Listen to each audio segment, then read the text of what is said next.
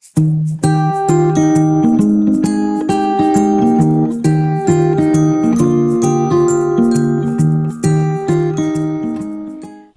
welcome back. Today we're going to do a vlog on dogs and taking them abroad. And here she is. Summer, look at the camera. Look. No. No. Oh, there we are. So she's joining us in this vlog, and we're going to just discuss why we chose the ferry route that we did, and other things as well, like passports and how much it varies from vet to vet, and it is quite astonishing. Now we chose to do the Poole Cherbourg route, isn't it? Yeah. Yep. We had previously booked Plymouth Roscoff. For various reasons, and getting our new job, we decided to change it, and we'd already booked it. It was coming out something like £600, wasn't it? Yeah. But we were planning on coming for longer, but because we got our new job, that all changed, so we had to amend the dates there.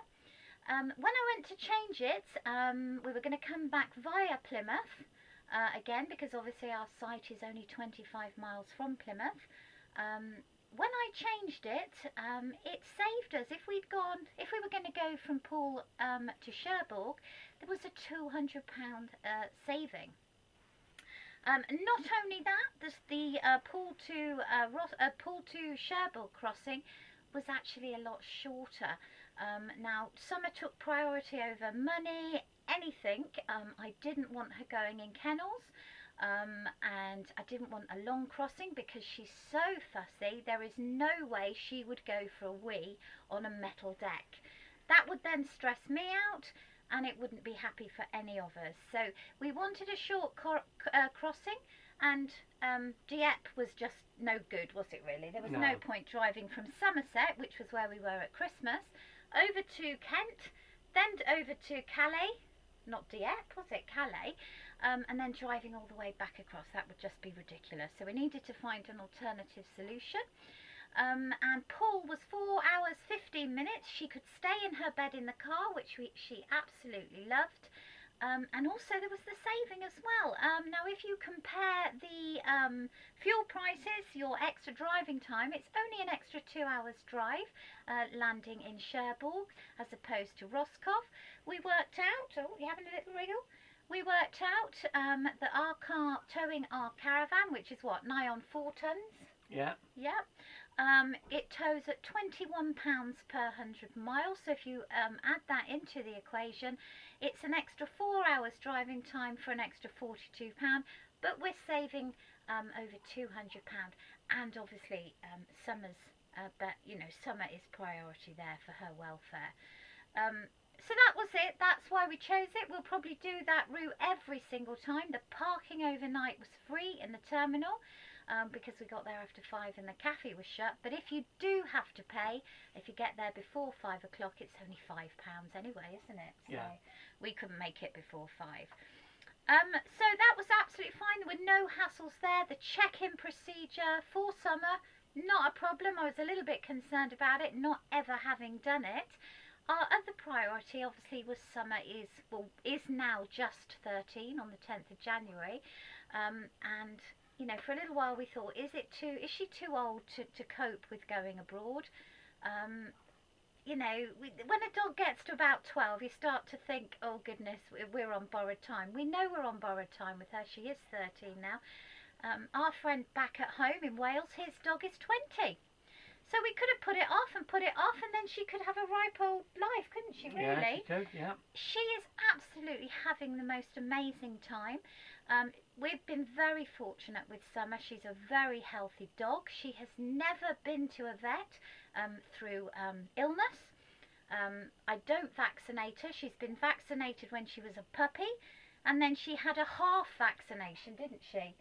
Before we came here, I thought maybe we should get her vaccinated. Unfortunately, Summer decided to run away a month before we were due to leave for this trip. Sadly, she was frightened by fireworks and went missing for 8 days, and it was the most traumatic time of our lives, wasn't it? We managed to get her in the South Wales Gazette. She was all over Wales. We just didn't know what happened. She doesn't go anywhere from us. She's always with us. It was a real, you know, she just bolted out of the garden. It was a terrible, terrible time. And she was found 8 days later, starving hungry, in really good health considering her ordeal. It was freezing cold, it was raining, fireworks every night. She must have been petrified, and she was found in an empty house's garden under the decking, and the gentleman who came to clear out his mother's home found her there. So, and I mean, we'd called for her, hadn't we? And she hadn't. She didn't come out, so it is a bit, you know, I'd have put money on, if I'd called her, she would come. She didn't come, did you? And we had, well, half of Wales looking for her. So, the dog charities, I have to say, if you ever need to put money anywhere, do put them to the dog charities. They were absolutely outstanding, weren't they? They were. They're an organisation that you don't know is even there until your pet goes missing, and I tell you what, they are fantastic. There were a few, wasn't there, that helped us? Harvey's Army, I must say, was good. Absolutely brilliant. They produced 500 posters for us as well. Yeah. Free of charge. Absolutely brilliant. So any donation, please give it to the dog charities because they are outstanding. You know, taking a dog abroad in a caravan was a little bit worrying at first, wasn't it? Do you know what? Absolutely no problem at all. Pet passports is another thing. When I started looking into that, the prices for the pet passports really vary. Now, there's a local vet over in Carmarthenshire that we used. I don't use them anymore because a receptionist annoyed me, and that's it. Customer service out the window, therefore my business is gone. They were £65 for the rabies jab and the paperwork for the passport. Now, summer is already microchipped, as most dogs have to be now by law, so that wasn't coming into it. And then the other local vets, which is literally 10 minutes down the road, wanted £160 for the same thing. I just don't understand the difference. So, shop around, ring the vets up. You know, I don't care. I'm saving money here, and I'm not paying for something that I can get half that price. Pets for You, I think, were about £89. It's the same jab, it's the same vaccination, it's the same paperwork. So how they justify it, I do not know, and it's just money for old rope as far as I'm concerned. So do shop around. Here's the passport that you get. She can have a little picture in there. Mine is a bit of a strange one because there we go. There's Summer's passport.